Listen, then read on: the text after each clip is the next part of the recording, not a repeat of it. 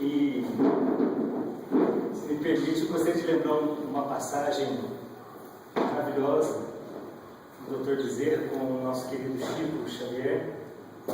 Foi certa vez que o Chico, aos sábados, ele sempre realizava campanhas do quilo para entregar às famílias necessitadas lá da região de Uberaba. E certa vez o sábado chegou e eles até então não tinham nada para dar aos pobres, né? E é interessante porque quem relata essa história é o nosso querido Divaldo Pereira Franco, numa palestra que chama Francisco Canto Xavier. E o Divaldo ele faz o seguinte comentário: as pessoas muitas vezes acostumadas a receber não sabiam doar. E como as cestas básicas não chegavam, as pessoas começaram a ajudá-lo, falavam que ele estava tirando dos pobres, e começaram a julgar o trabalho do Chico. E aí o Dr. Bezerra de Menezes apareceu e falou: calma, Chico, nós estamos aqui, iremos magnetizar as águas que você colocou, os galões de água, e aí você dá essas águas para as pessoas que vieram receber alguma coisa, que eu tenho certeza que essa água irá beneficiá-los. Né? Imagina, né? Beber uma água magnetizada por Bezerra de Menezes, quem não gostaria de tomar essa água? Né? E mesmo assim, as pessoas muitas não aceitaram. O Chico tentou explicar e não aceitou. Quando, no final da noite, uma luz iluminou a área onde eles estavam. Era o caminhão motorista. Quem é Chico Xavier? Eu, o Chico, só me faltava essa. Tem alguém aqui que querer me levar, alguma coisa assim. Eu falei: ô, seu Chico, eu vim aqui, o senhor conhece o fulano de tal? Aí o Chico: eu me recordo. É um companheiro que foi amparado por uma mensagem espiritual de um parente amigo, e me prometeu que um dia ia me ajudar com alguma coisa. Pois é, seu Chico, ele mandou esse caminhão de mantimento, só que eu cheguei no endereço solicitado e não tinha ninguém lá. Aí apareceu um senhor na minha frente, barba longa, meio careca, e falou: está procurando Chico Xavier? Sim, eu estou. Ele não está aqui. E aí esse senhor me direcionou até esse local. Ele falou: vá e fala que foi Bezerra de Menezes que encaminhou. E aí o Chico virou para a comunidade e falou: gente, chegou comigo. E aí ele tinha dado. Daí conseguiu auxiliar todos que estavam naquele momento. E é interessante que aí, imagina o amparo que a gente recebe ajuda o tempo todo, né? Só que essa ajuda muitas vezes é invisível. A gente às vezes não prestigia uma presença dessa, o qual o próprio Bezerra se materializa e nos auxilia, mas eles estão sempre nos ajudando. E hoje eu gostaria de falar um pouquinho só de um companheiro tão iluminado quanto Bezerra de Menezes, que é o nosso querido André Luiz. E aí eu gostaria de comentar por que eu gostaria de falar de André Luiz. Na verdade, eu preparei essa palestra baseado em 2 prefácios da obra de André Luiz. O Nosso Lar, que é o primeiro livro da série, publicado em 44, e o Libertação, que é o 6º livro da série, publicado em 49. Só que o prefácio do Libertação foi escrito pelo Emmanuel.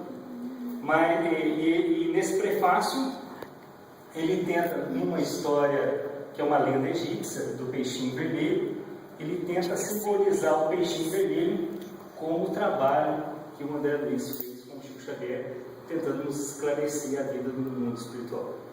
E eu gostaria de comentar por que eu gostaria de falar um pouquinho desses 2 prefácios. Porque semana passada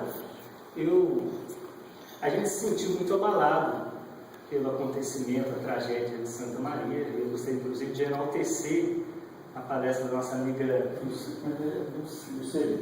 Luceli, o nosso líder fez uma palestra maravilhosa para a gente aqui, esclarecendo na ótica da doutrina, porque muitas vezes acontecem situações como aquela, né? E aquela frase do Evangelho, que é necessário que os escândalos aconteçam, né?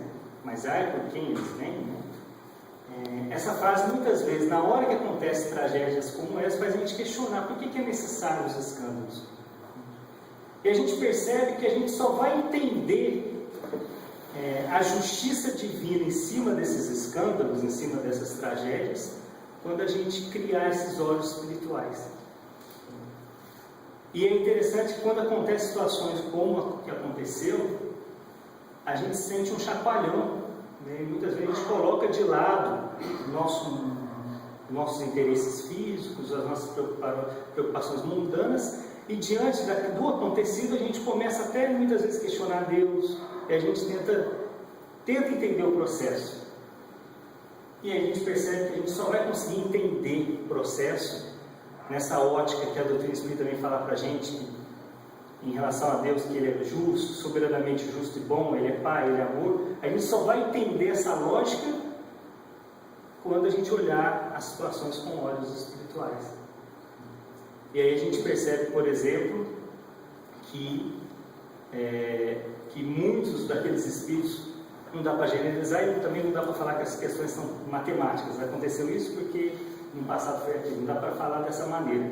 Mas a gente sabe que em muitos casos, uns pediram para viver uma situação similar, ou outros vieram, alguns vivenciaram como expiações, outros vivenciaram como provas, né? O próprio livro Somos Seis, do Chico Xavier, relata o episódio, o Espírito vem contar o episódio do edifício Joelma, e a gente percebe que apesar da desencarnação ser coletiva, todo mundo morreu nas mesmas condições físicas, mas cada espírito reagiu do lado de lá de uma forma diferente, né? Dado de acordo com a sua bagagem, de acordo com os seus méritos. Mas a gente não pode esquecer que Deus ampara todos. Jesus mesmo fala, eu conheço a todos pelo nome. Então a gente tem que acreditar nisso, né? Acreditar que a gente sempre está amparado, mesmo nas maiores dores, mesmo nas grandes dores. E o livro Libertação, começar pela Libertação, só para esclarecer, eu vou falar do prefácio da Libertação, depois do prefácio do Nosso Lar, e no final eu vou passar um vídeo. E aí eu estou fazendo a propaganda do vídeo, um vídeo muito interessante, que fala sobre gentileza gera gentileza. Mostra claramente qual é o comportamento, muitas vezes, que a gente tem que ter na nossa vida, no dia a dia aqui. E aí falando um pouquinho do YouTube, porque a gente acha muito material interessante, muito material bacana, né? No YouTube, muitos trabalhos, palestras espíritas do Divaldo, né? A gente tem uma equipe em outros centros espíritas que faz palestras. A gente começou a filmar, a gente, às vezes, aquilo que a gente acha aquela palestra que a gente acha que funcionou direitinho, que chamou a atenção, que o pessoal tem interesse, a gente acaba publicando no YouTube, deixando disponível, e para que muitas vezes as pessoas não têm condições de vir na casa espírita. Quantas pessoas não têm condições de vir na casa espírita? Às vezes quer assistir uma palestra que teve no centro, aí a gente publica lá. Estou começando a fazer esse trabalho, talvez, quem sabe, aqui a gente pensa a organiza da mesma forma. Eu tenho um irmão do meio que ele já fez várias palestras em várias cidades. Ele estava até computando, parece que no montante ele já tinha feito mais de 1000 palestras, né, aqui no estado de São Paulo e no estado de Minas Gerais. Hoje ele é professor lá da Federal de São João del Rei. E a gente começou a fazer esse trabalho com ele. A gente tem 7 palestras publicadas dele. Ele chama Leonardo Marmo Moreira. Então, se vocês quiserem, é só consultar lá. Se tiver alguma sugestão, se alguma coisa não foi bem colocada, a doutrina espírita é uma ciência, é um estudo, né? A gente está disposto a discutir. Eu acho que a gente tem que divulgar, é um trabalho que a gente tem que fazer. E não só o dele, mas óbvio, os grandes nomes como Divaldo, Paulo Teixeira, tem muita coisa bacana no YouTube. A gente tem que aproveitar os recursos tecnológicos do mundo atual para o nosso benefício, né? É só divulgação de trabalho, não é nada de propaganda. Então, gente, o livro Libertação, o prefácio de Libertação, foi escrito pelo Emmanuel. Você não acende a luz?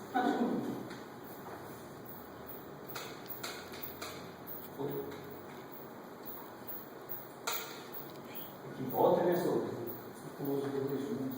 o livro Libertação, o prefácio do Libertação, foi escrito pelo Emmanuel, e ele conta a história do peixinho, uma lenda egípcia do peixinho vermelho.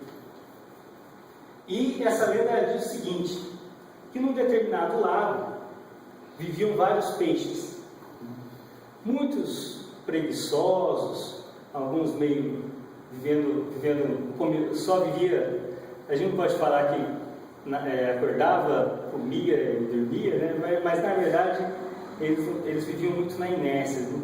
Faziam muitos esforços, comendo larvas, né? E não tinha muita perspectiva de futuro. Eles achavam que a vida deles, aquilo era o paraíso. E dentro desse mundo, dentro desse lago, existia um peixinho vermelho, né? Só que esse peixinho vermelho era um pouco frustrado, porque ele é mais fraco, ele era mais magrinho, ele não tinha muitas oportunidades com as larvas, porque os peixes maiores acabavam devorando tudo. Então ele passava muita fome, e às vezes pela questão do espaço, ele não tinha condições de procurar abrigo, etc. E aí ele começou, diante dessas dificuldades, ele começou a estudar a área. Ele era um grande conhecedor de todo o espaço ali, o espaço não era nada, mas mesmo assim ele entendia. E ele sabia também que numa determinada extremidade desse lago tinha um cano muito estreito que dava saída para um outro lugar que ninguém tinha ideia, nenhum daqueles peixes tinha ideia para onde que aquele lugar ia. E aí, com tantas dificuldades, né, ele chegou à conclusão que ele tinha que fazer um esforço. Ele já era magrinho, tinha que fazer um esforço, emagrecer mais ainda, para tentar passar naquele buraco e tentar conhecer mundos novos. Ele deveria conhecer mundos novos. Ele se tornou um grande estudioso na região, né, naquele lado, e ele queria desbravar o mundo. Então ele queria sair dali. Quando ele levantou aquelas ideias para alguns amigos, muitos acharam que era uma ideia meio absurda. Imagina eu sair daqui, desse meu mundo, tenho comida, tenho larva, tenho tudo aqui, né? Não tenho necessidade de sair daqui. Mas ele não deu atenção, né? Ele não se preocupou muito com isso, e ele começou a fazer lá sua ginástica, seus esforços para emagrecer mais ainda, para passar pelo campo, né? E aí, depois de muito esforço e tudo mais, ele conseguiu passar pelo campo. Do campo ele caiu no rio. E no rio ele conheceu outros tipos de seres. Ele ficou admirado, a água já era mais limpa. Ele já encontrava outros tipos de alimentação. Então ele começou a perceber que existia um outro mundo, diferente daquele que ele conhecia. E que aquele mundo, e muitas vezes, aquele outro mundo que ele estava conhecendo tinha valores melhores do que aquele que ele estava vivendo. Mas ele não quis parar por ali, ele quis continuar a sua investigação, digamos assim. E aí ele foi caminhando, até que ele chegou a cair no oceano. E no oceano ele ficou admirado, né? Porque ele visualizou, ele caiu no oceano, beira da praia, então ele viu os seres humanos, ele viu os animais do mundo aquático. Então ele ficou admirado de ver aquela beleza, aquela realidade, aquela grandeza. Até que em um determinado momento ele passou por um apuro, porque ele encontrou uma baleia. E aí ele tentou fazer alguma amizade com a baleia acabou engolindo ele. E aí ele ficou lá dentro da baleia e ele perguntou: nossa, meu Deus, e começou a rezar pelo Deus dos peixes. E nessa reza dos deuses dos peixes, a reza, os espíritos, os amigos dos peixes lá atenderam. E aí a baleia sentiu um mal-estar e cuspiu ele, né, de dentro dela. Ela sentiu mal, cuspiu E aí, só aí depois daquela experiência não muito bem agradável, e aí ele olhou para aquela baleia e falou: nossa, essa baleia não estava nem no lago que eu morava na infância, né? Não cabia nem lá. Então, falando das experiências, das dificuldades e tudo mais, aí encontrou um local, né, depois de passar por essa experiência da baleia não muito agradável, ele encontrou um local com o qual ele teve amparo, ele teve ajuda, ele fez amigos. E aí sim, aí podemos dizer que ele sim encontrou o paraíso, né, o qual ele acreditou lá atrás no lago. Ele encontrou uma região do oceano de amigos, peixes e tudo mais. E aí, quando ele estava vivendo bem bom com os amigos, ele lembrou dos parceiros da infância. Porque todo esse processo, eu contando parece que foi um dia, mas é óbvio que agora eu contando, você tem essa noção de tempo, de esforço do peixinho. Mas realmente levou muito tempo esse processo. E aí, quando ele lembrou, ele se compadeceu, ele tomou uma decisão que ele gostaria de ajudar aqueles amigos da infância, aqueles que ficaram. Ele não achava justo ele viver no paraíso, e os parceiros não sabiam que aquela região nem existe, né? Eles nem imaginavam que aquela região maravilhosa, com pessoas parceiras, com alimentação para todo mundo, que aquela região de ajuda mútua existia. Então ele sentiu um dever de voltar, e revelar essa informação para os companheiros da infância dele. Então, só que é óbvio, esse processo também não seria simples. Ele teria que passar por todo o processo de emagrecimento, porque tinha que passar pelo plano novamente, já tinha engordado, né? já tinha até se abusado lá das comidas maravilhosas daquela região, mas ele quis fazer um esforço e contava com a ajuda dos companheiros desse paraíso dos peixes. E aí começou o processo novamente de emagrecimento, dos esforços e tudo mais. E aí ele volta. Aí ele vai para o rio, volta para o rio com uma certa dificuldade. Já sentiu dificuldade de você no rio? Aí depois ele sente mais dificuldade ainda de entrar no cano e cair no lago. Aí quando ele caiu no lago, ele caiu com toda aquela expectativa para levar a verdade, né? Com toda aquela expectativa para levar a verdade. Mas aí quando ele entrou, ele já percebeu que não seria uma tarefa fácil. E aí, para alguns, ele percebeu que nem sentiram a ausência dele. Nem perceberam a ausência dele ali no lago. Ele tinha saído, passado por uma aventura monstruosa e ninguém tinha percebido a presença dele ali. Então ele chegou para contar para o rei, né, tipo um governador do lago dos peixes ali.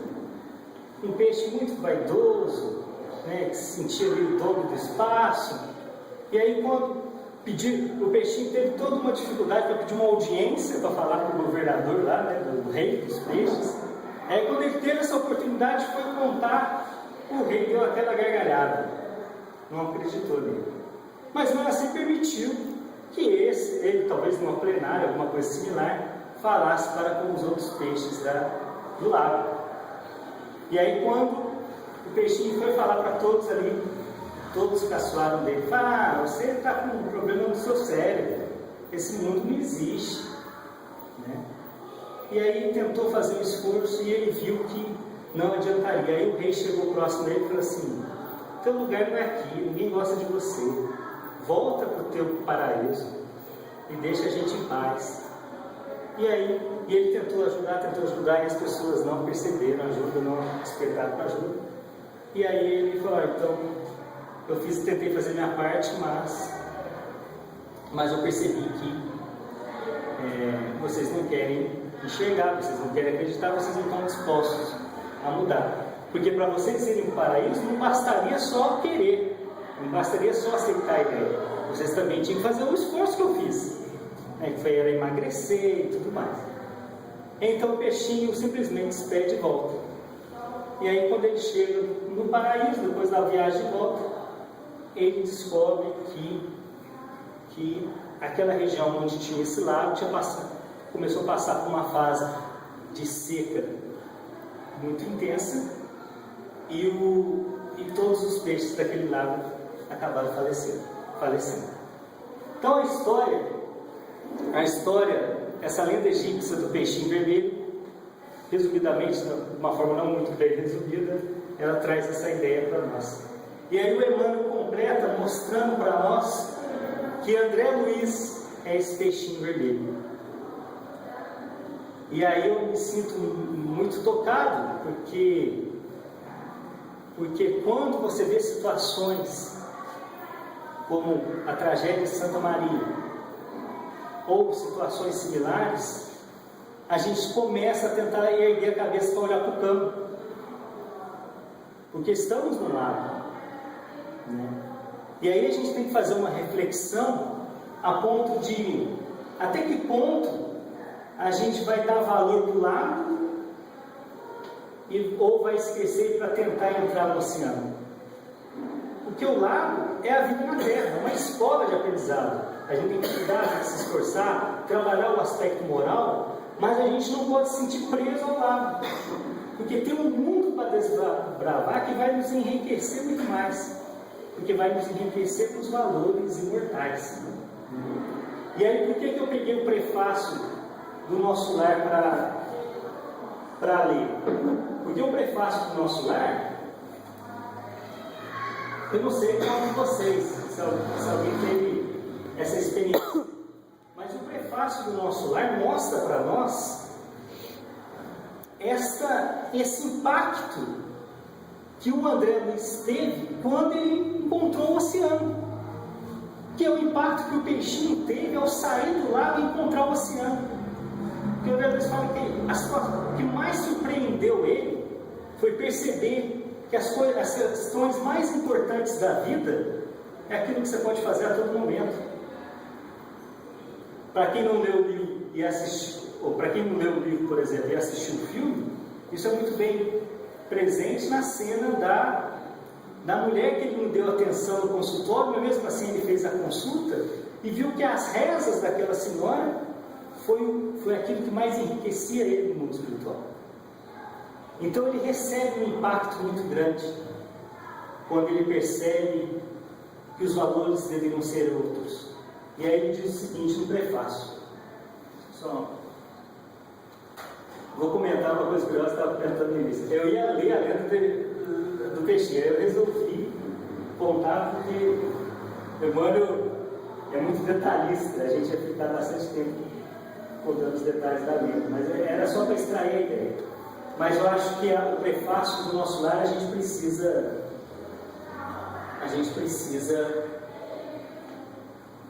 ler, né? Para a gente memorizar. Ele diz o seguinte no prefácio do Nosso Lar: a vida não cessa, a vida é fonte eterna e a morte é jogo escuro das ilusões. O grande rio tem seu trajeto antes do mar imenso. Copiando-lhe a expressão, a alma percorre igualmente caminhos variados e etapas diversas. Também recebe afluentes de conhecimentos, aqui e ali, avoluma-se em expressão e purifica-se em qualidade, antes de encontrar o oceano eterno da sabedoria. Você vê que os dois prefácios, mesmo um escrito pelo Emmanuel, eles até nas simbologias eles utilizam a mesma ideia do mar, né? Cerrar os olhos carnais constitui operação demasiadamente simples. A morte é uma questão, um processo natural, simples. Ele não é o foco da vida, muito pelo contrário, né? Permutar a roupagem física não decide o problema fundamental da eliminação. Desencarnar apenas também não vai fazer diferença para nós se a gente não mudar interiormente, né? Como a troca de vestidos nada tem a ver com as soluções profundas do destino e do ser. Caminhos das almas misteriosos, caminhos das almas, misteriosos caminhos do coração. É mister percorrer-vos antes de tentar a suprema equação da vida eterna. É indispensável viver o vosso drama, conhecer-vos detalhe a detalhe, no longo processo do aperfeiçoamento espiritual. E aí, nessas horas, a gente percebe que só, infelizmente, só a irmã dor, como diz Chico Xavier, só as tragédias, só as situações como essa que nos tiram da inércia. Por isso que a gente começa a entender por que é necessário que os escândalos aconteçam. Tá? Porque, infelizmente, é eles que vão fazer a gente andar. Se não fossem os escândalos, eu até brinco, se não fossem os escândalos, em vez de o UFC, a gente teria hoje gladiadores, um matando o outro. Né? Quer dizer, o mundo está em constante evolução, mas muitos desses processos de evolução estão baseados nos obstáculos que a gente enfrenta no dia a dia, muitas vezes nas dores, no que as dores nos causam, ou no que elas nos provocam.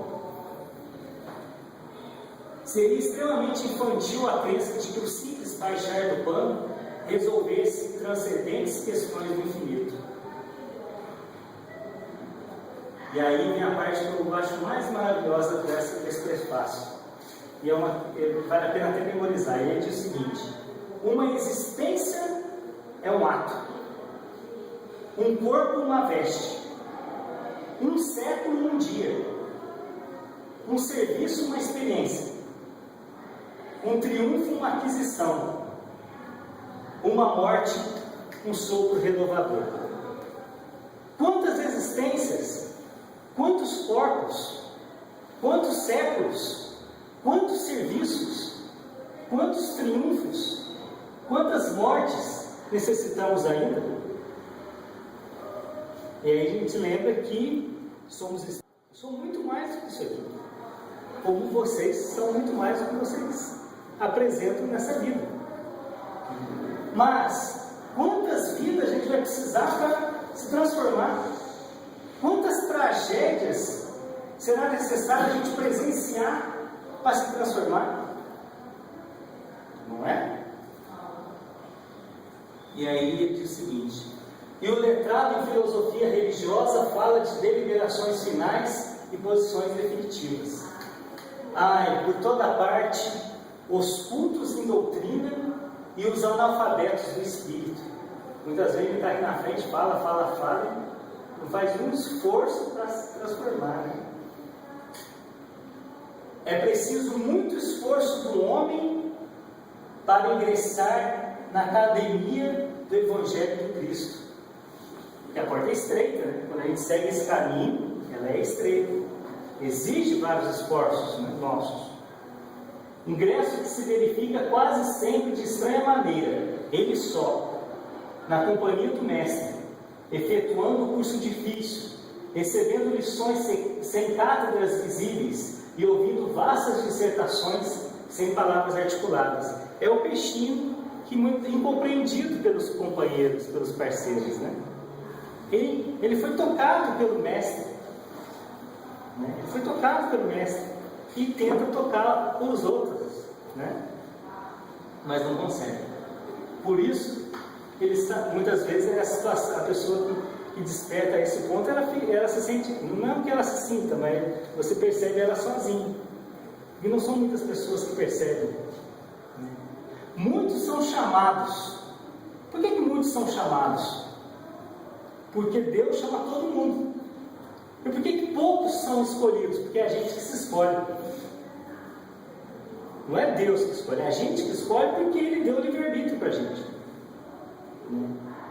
Só que a justiça divina é tão perfeita que Ele dá o livre-arbítrio.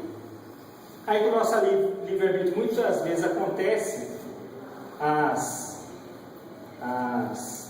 tragédias que a gente presencia, mas ninguém vai sair do planeta sem pagar o último centimo. Então a própria justiça divina faz com que Ele otimize o processo e faz com que a tragédia não seja em vão. Então ela traz um benefício para nós, de alguma forma ela traz um benefício, não só para os que assistam, como também para os que vivenciam a experiência.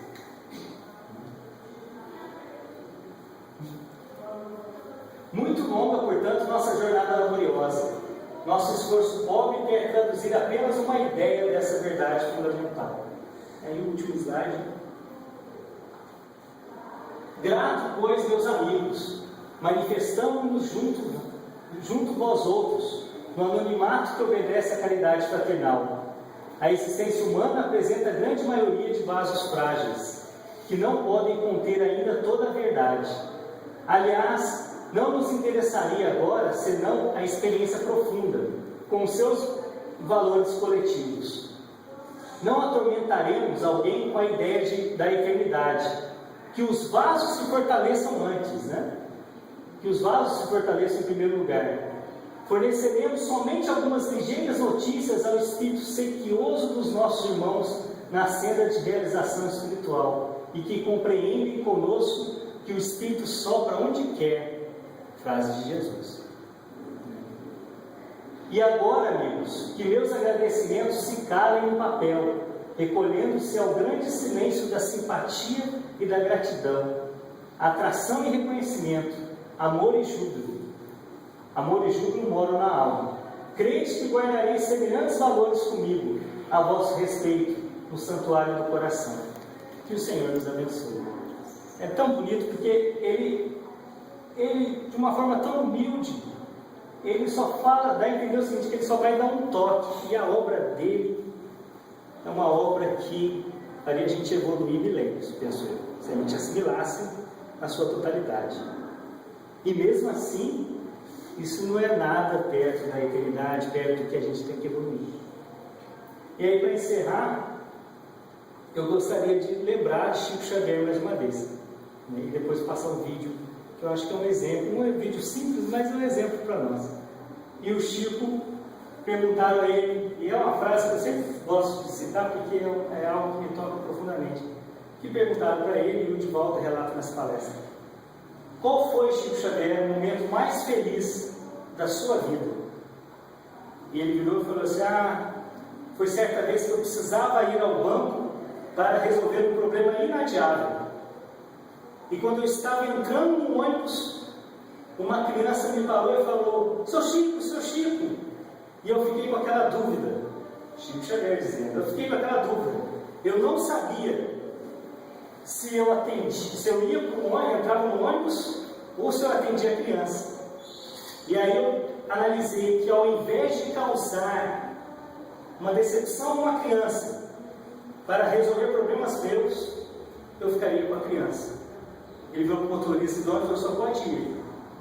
E aquela criança pegou uma flor do chão e falou: seu Chico, eu gosto tanto do Senhor, seu Chico, e vim trazer essa flor do Jardim de Deus, que era a rua, como prova do meu amor por você. E deu um abraço no Chico Xavier. E aí ele disse que ele foi um dos momentos mais felizes da minha vida. E aí o de volta completa dizendo: enquanto nós quantificamos os nossos momentos felizes pelos grandes realizações, pelos títulos de ilusões, pelas aquisições, ele destacava por esses momentos de contato conosco. O livro não me deu dinheiro, nem me dá dinheiro, mas ele me deu aquilo que eu julgo muito mais importante do que o dinheiro, que é os amigos que eu tenho. E aí você vira para André Luiz e vê ele dizer que as coisas mais importantes da vida é aquilo que você pode fazer a todo momento. Lembrei de uma pessoa, você está precisando de alguma coisa? Se precisar, eu estou aqui, tá? Você está bem? Né? Esse tipo de ajuda que todo mundo pode fazer. Por isso que a gente não pode chegar para o plano espiritual com as mãos vazias. Ele não pode dizer que a gente não tinha condição de ajudar. E aí, só para completar, esse vídeo é um vídeo de 3 minutos apenas, que chama Gentileza Gera Gentileza. E aí, só fazendo uma propaganda novamente, é um vídeo que eu tirei do YouTube. Então o YouTube tem muitos vídeos interessantes, né, que a gente pode aproveitar até como reflexão, até como, né, até, às vezes tem dia de não estar bem, a internet tem que aproveitar a tecnologia a nosso favor, principalmente também nos valores morais, no conhecimento. Deixa eu